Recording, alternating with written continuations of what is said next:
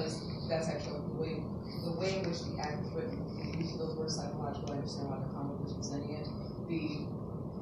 Whether or not the exemption would apply has nothing to do with the particular reason. So we'll admit C2.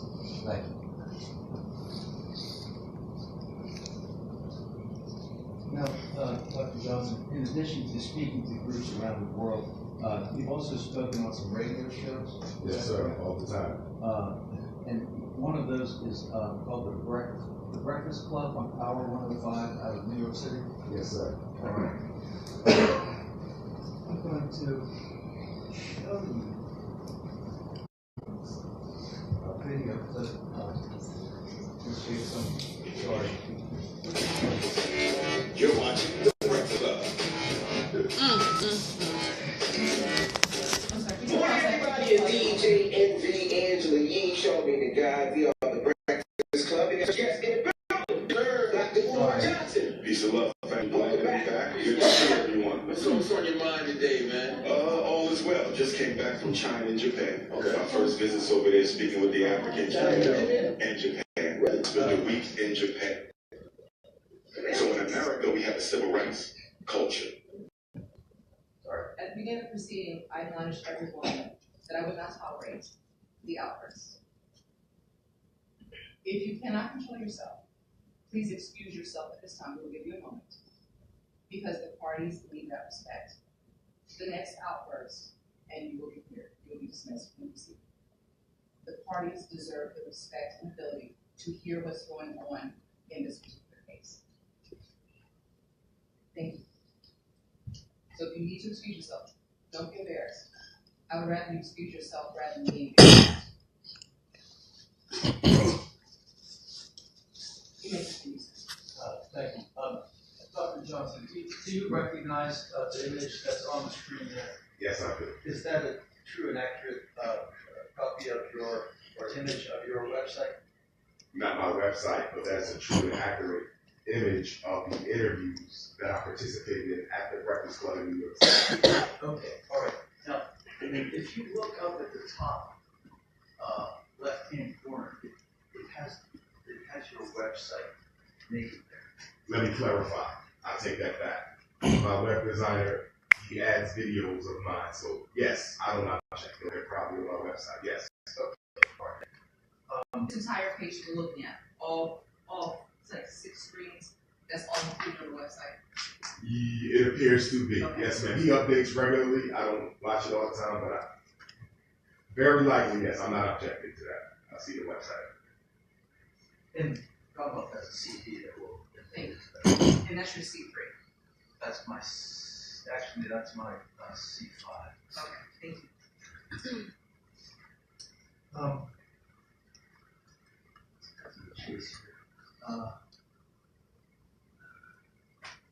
Well, all right. Power 105. That's an urban contemporary radio station in New York City. Yes, sir. And its studios are in the AT&T building in Manhattan. It's in Manhattan. I'm not sure the name of the building, but yes, it's in Manhattan. And the Breakfast Club, that's a nationally syndicated radio show. Yes, it is. Very popular. Now, one of your interviews with the Breakfast Club took place on June 30th. Is that correct? 2017? Probably, yes. Are you aware that the Breakfast Club rated that interview number 9 among the top 10 interviews? Yes, it should have been higher. Yes. All right. And that interview right there that we're looking at is the interview that was rated number 9. Is that correct? The one on June 30th? Yes, that was the most recent. Yes, yes. Interview number 3. I'm going to try to get us to a specific time. Please bear with me.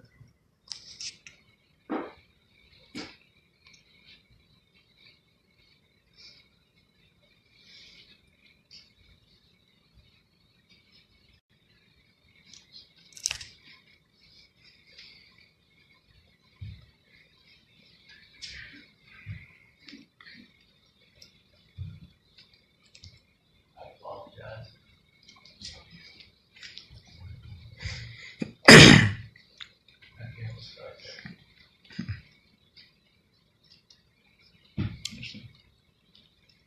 unemployment line. Why? Because the skills that we learn in college are not necessarily marketable to other black people. I'm a psychologist. Ain't you? Do you agree that you call yourself a psychologist then? Yes, I am. Certified school psychologist. And one thing I would like to add, although I understand that it's the state's intent to say that every time I refer to myself as a psychologist, that I am practicing beyond the limits or holding myself as something I am not. The irony in that is whenever I get interviewed, probably even at the beginning of this interview, I always state specifically what I am: certified school psychologist and doctor of clinical psychology. Thereafter, I may refer to myself as psychologist in conversation, but there is never a time when my credentials are not stated forthright.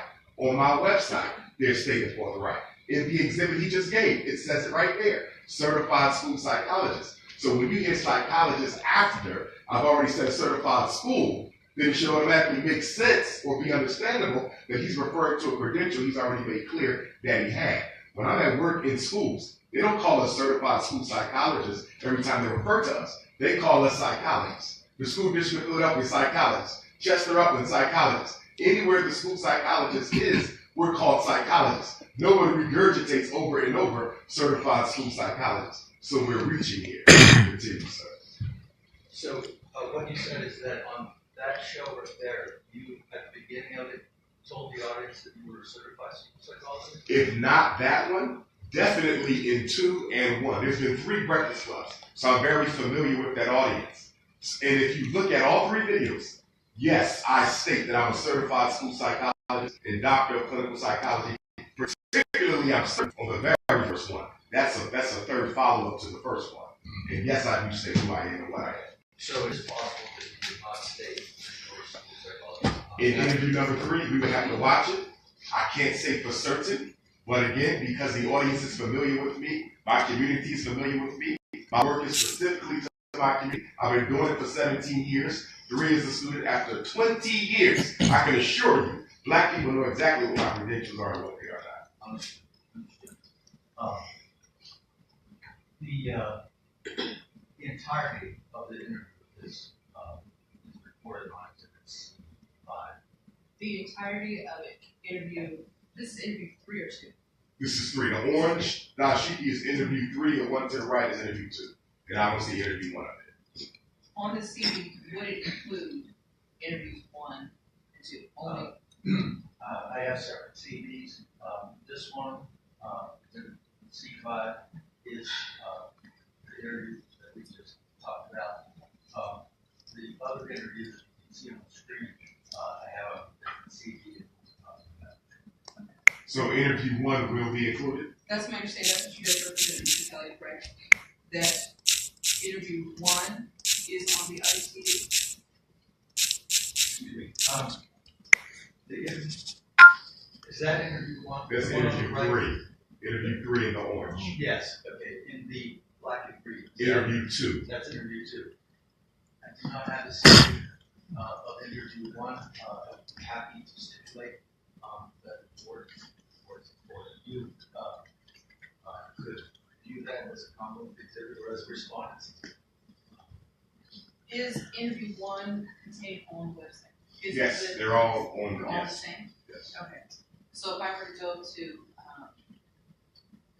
Dr. Umar .com. Is one on the website? I'm not sure. Okay. I would have to see. But it would be no problem to get you one because I could just grab it off the internet. You can also if I can email it or something. Can you download it to a CD, burn it, or whatever the apparatus is called? Okay. CD, DVD, whatever. I can have that done and mail it in. What we can do is, and that's sort of what we talked about at the beginning. So within 30 days, Okay. mail a copy into me. Okay. CC a copy of the letter to Mr. Kelly indicating this is what it is Okay. and mailing it. Do you need a copy of it for your records? Will the trauma be satisfied with whatever submitted for the record of the proceeding? All right. And so then we'll keep the record open 30 days after today. Okay. They'll allow you to mail it in. And once you get that in 30 days, then I'll close the record. Yes. So before we finish today, please make sure that we go back through that to make sure we have it we outline the proper exhibit number. Yes, because we're gonna do that, shit, put it in the letter. And you'll give me the exhibit number. Yes, but make sure we discuss that before we walk out. Alright, so you can continue. Thank you. Exhibit C5. Alright, C5 is the, CD of interview number 3. Dr. Johnson, any objection to this commission? No, ma'am. Alright, it is. So is this 2 and 3 or just 3? That's just 3. Just Okay, just 3. And the reason I'm only asking that, because although I'm certain I stated my credentials on 1, I may have stated it on 2. It is possible I stated it on 3. It's possible it could have been stated on all 3, but certainly the first one. So I wanted to make sure you had all 3. So do I need to give you 1 and 2, but this is only 3? It sounds like only 1 because a comma was going to introduce the other interview. 2 and 3. That's what it sounds like. I think we'll clear it up. We'll just keep We it keep along. going, okay. So No, I'm not clear. No. So what we'll do is, Well, hopefully we'll you admit will this be. one. We'll admit C5. Okay. I'm just saying this is interview 3. Gotcha.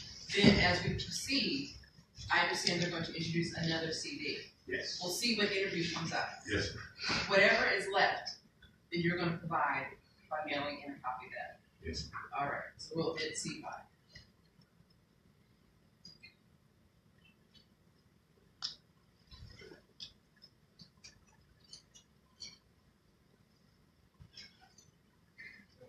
As another radio interview to refer to. Dr. Johnson, do you recall having been interviewed on a radio show called Stand Up Now on 1440 WFKM radio people? Probably. I do 20 radio interviews a week. Okay. I'm sure. And this is what number? This will be exhibit C6. This is your family. Welcome back to the family. Gospel 1440 AM, WMKM. Does that look familiar to you at all? Yes. Okay. I've got the chase here too.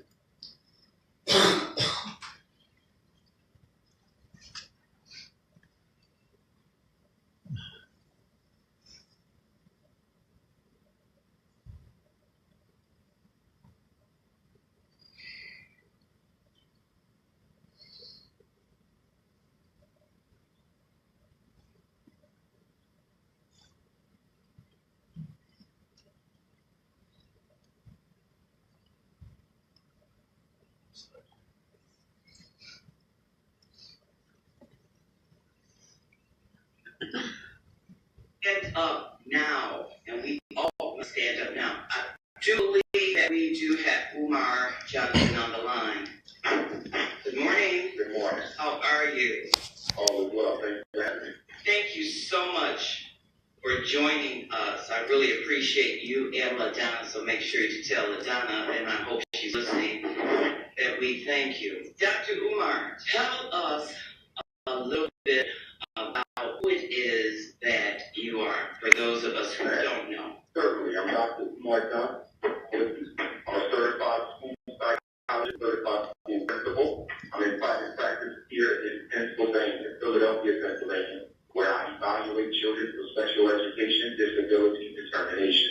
I work with charter schools, public schools, superintendents, principals, special ed attorney advocate groups. I'm founder of my very own advocate group, the National Independent Black Parent Association. Do you agree, Dr. Johnson, that you represented on that interview that you have a private practice in Philadelphia? Yes, sir. And I will repeat again to clarify that a certified school psychologist can do private work doing the same things they do in the school, outside of the school if they're employed by a public school. And do you agree that that videotape that we just watched is available to viewers on the internet? Yes. How about who's for admission to C6? Any objections?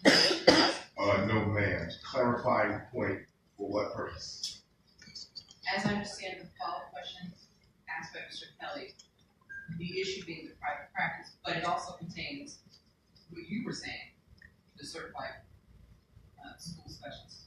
Exactly. And are we clear here in going forward that the code does specifically state that a certified school psychologist employed can practice privately? Are we clear on that? We will take notice of all the applicable applicable law Okay. at the conclusion All of right. the evidence is needed to apply it. So with that, And again, reiterating that although I have that right, all of my work is done in a school building. There is no private work done other than the speaking, or if I'm called to train, or if I'm called to do an independent educational evaluation in another district in a school in Pennsylvania. understood. There was sort of an exception to the admission of C6 that you've noted. It is on the record. Okay. It wasn't exactly an objection, but your statement that you made is obviously contained in the record. We're going to admit C6. Thank you. All right. Can I ask one question about the clarifying question? I noticed what the first exhibit was 2014. And of course we're here because I'm being accused of practicing psychology without a license. If this goes back to 2014, and I remember the first time I was contacted by an investigator from the Bureau of Professional Affairs, Mr. Ernest Dixon, I believe his name was, an African American. I met with him at King of Prussia, in office there, his office, and he interviewed me. I answered all his questions. He shook my hand, and I believe he said, just be careful, but I don't see anything here. That was in 2014, 2015. But what is the clarifying point? Okay, the clarifying point is, if the state felt that I was practicing psychology without a license, why did they wait all those 4 years to say something to me about it? I understand. I don't know if we're going to, that will Okay. come out Okay. throughout the course of the proceeding. And so I did not rule the motion because he's not testifying. What you just said is not considered testimony. You're not sworn in at this time. So I'm not going to rule the objection. It's not going to be considered testimony. Or should it though, because that's a part of this that I met with. It certainly can be. And then Okay. once the Commonwealth rests, when we come, you're sworn in, and that is where you want to go your testimony. Now, obviously, he's going to voice an objection at that time, the one he just stated, regarding it being hearsay. So we'll cross that bridge when we come to it. He is sworn in. We have not sworn. He has not been sworn in. Oh, yes, I'm sorry, you are, because we are under Yes, oath, we are. and you actually call this a common witness. So, therefore, his objection is that when you said the investigator told me that was hearsay. And so, whenever you have a statement that is made outside of a testimonial atmosphere, then you have to have a certain exception for it to be admitted. So, you can't testify to what someone told you or what someone said. Understood. Are investigators required to submit some sort of a summary or anything after they meet with someone for the purposes of an investigation? Should there have been a summary document or something that he would have been required to file as a result of me meeting with him in his office in King of Prussia? That's for the Commonwealth to determine, because it's the Commonwealth investigator. I cannot think of any particular statute that says the investigator for the Commonwealth has to reduce all interviews to a written or recorded form. So I cannot, respond to that particular statement. But nevertheless, for the purposes of what we just went through, that portion of what the investigator said will not be admitted for this case. The date that you spoke about, when it occurred, obviously that is a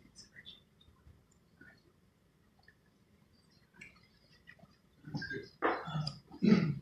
Next, the Commonwealth has exhibit C7, which is another recording from the Breakfast Club that's on responsibility. You're watching The Breakfast Club. Morning, everybody. It's DJ MV Angela Yee, Charlamagne the Guy. We are The Breakfast Club. We got a special guest in the building. That's right, Dr. Umar Johnson. Peace and love. Peace and love, family. All is well. Glad to be back. Now let's get right to it, man. Like everything that's going on, what are the solutions? I think let's discuss the problem solved. What are the solutions? All right. Before I state the solution, I have to challenge you on that. Because although we talk about the problems a lot of people don't understand how the problem operates. I'll give you an example. Take this education. Okay. People know the children aren't learning. They know black boys are not graduating. They know special ed is an issue. They know ADHD is a problem.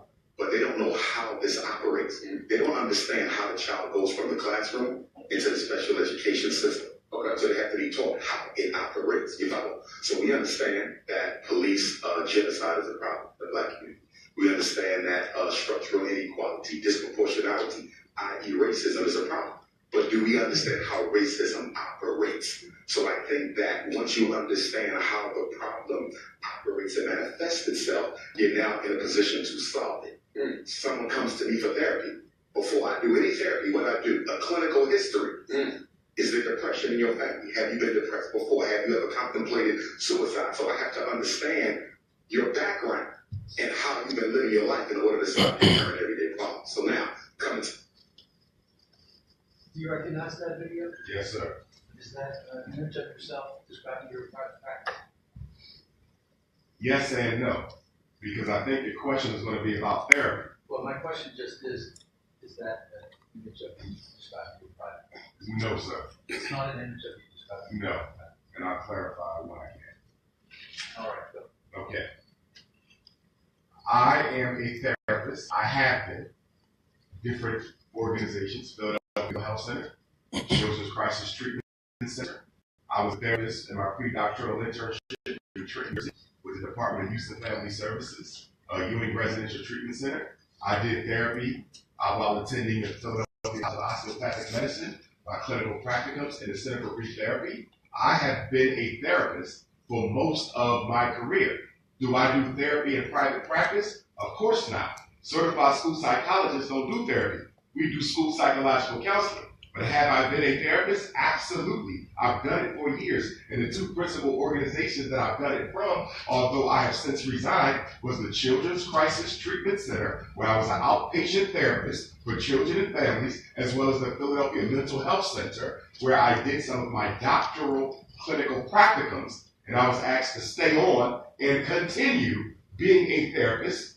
In Philadelphia, we have a very large behavioral health system, which is filled with master's level and PhD level therapists who are not licensed, who work under the supervision of a licensed psychologist. So yes, I have been a therapist. And no, it is not included in my work as a certified school psychologist.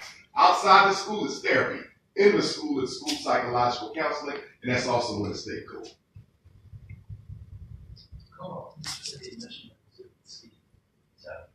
Interjection to the mission of C7. No, as long as we're clear on my clarification. Understood. Well, admit it. This is that interview number 2, correct? Yes, ma'am. All right, admit it.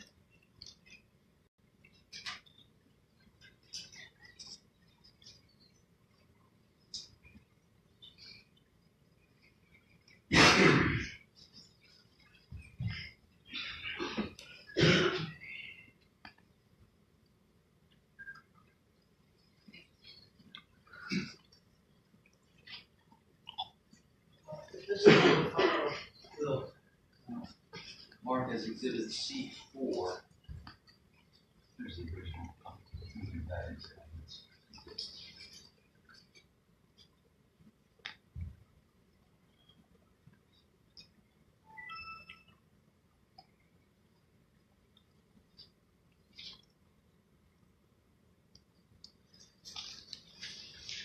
You need to double that read it through again. I know it's Okay, you could just explain it to me. I don't know. Sure.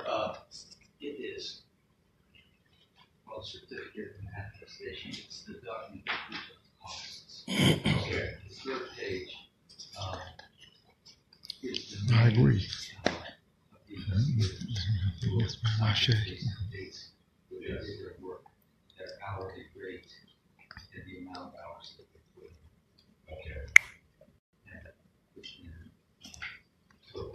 Yes, sir. So that is signed by the person who is the head of that bureau, and what he has attested to is attested to us. And she has attested to is certified by the secretary. Yes, sir. Point of clarification earlier when I said I met with a gentleman at King of Prussia, because I'm seeing two names here. I believe it was Ernest Dixon. It could have been Jesse Bennett, just as a clarifying point. There's one other. The second point, and I'm not guilty of anything, but when I look at these costs, how how were they computed, given the fact that all we see is YouTube clips and a website, and it certainly don't cost $2,400 to look at a Breakfast Club interview. So these investigative costs are coming from where? How is this being calculated? I understand Dr. Johnson's question. I don't think that his question goes to the admissibility of the document. It may go to the amount of charges if he wants to contest them. But as far as this document being admissible under the general rules of administrative practice and procedures, I believe that these. So his response is that under the law, there are two different categories of ways to think of things. Whether something is admissible, like whether or not it actually meets the criteria under, say, the rules of evidence to be admitted as an exhibit. And so he's saying that the document, there should not be anything to bar its admissibility because it's a certified document. Whether or not the actual cost, as is outlined, whether or not I should give any weight to the amount listed in the certificate and attestation, that is something that you can contest. So whether or not that document actually is a certificate and attestation, unless you have an exception to that, and want to admit it, whether or not it actually should be $2,400 odd, then you can actually contest that through your testimony and through what interaction you have had with an investigator. So, other than that, the actual amount of cost, do you have any objection to C4? And not of the amount of costs. I will admit Commonwealth's C4.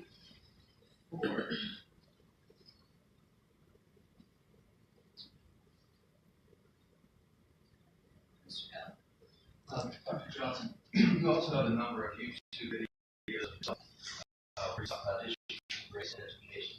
Yes. Can you estimate about how many videos you yourself have put on YouTube? Dozens, yes, sir. More than 100? Not me, myself, but there's more than 100 videos of me that have been uploaded of others who have attended my lectures. The videos I would have uploaded, most of them would have been from my Tuesday morning Black Parent Teleconference, where I give advice to parents on issues relative to special education and mental health of Black children, and some tutorials that I do, and other commentary I do on general issues affecting African people. But most videos are uploaded by others, not myself. But dozens for me, definitely dozens, because I do it every Tuesday. Thank you. The first question. All right, so if this were another witness, you didn't have the opportunity to cross-examine that witness. Obviously, I'm assuming you don't wish to cross-examine yourself, so I think you should respond to the type of questions that he asked, because so do that when we come to your case in chief, if you wish to do so. Okay, so if I want to ask him some questions, is this the time coordinator? Well, he's not a witness. But questions about the case. Questions about his case, about This exhibits case. that have been specifically items that he has presented so far. Yes, and the charge itself. If it pertains to what has been presented so far, you can testify to that at this point. So okay. If you want to go into the applicability of the exemption, then that would be more so for your case in chief. If we wanted to, I'm not sure if you're going to call any additional witnesses today. No more witnesses. Where's case in chief? Understood. So they're about to rest their case. Okay. So I'm about to turn to you anyway to Okay. say, begin your case. Okay. If you want to do that way, let's make the smooth procedure. Okay. All right. So your exhibits C1, C2, C4, 5, 6, and 7 have been admitted. There were no other exhibits. All right. With that on rest, we're going to turn to Dr. Johnson. Before we actually move into your case, Dr. Johnson, Mr. Blake, can you approach this? Very well, please.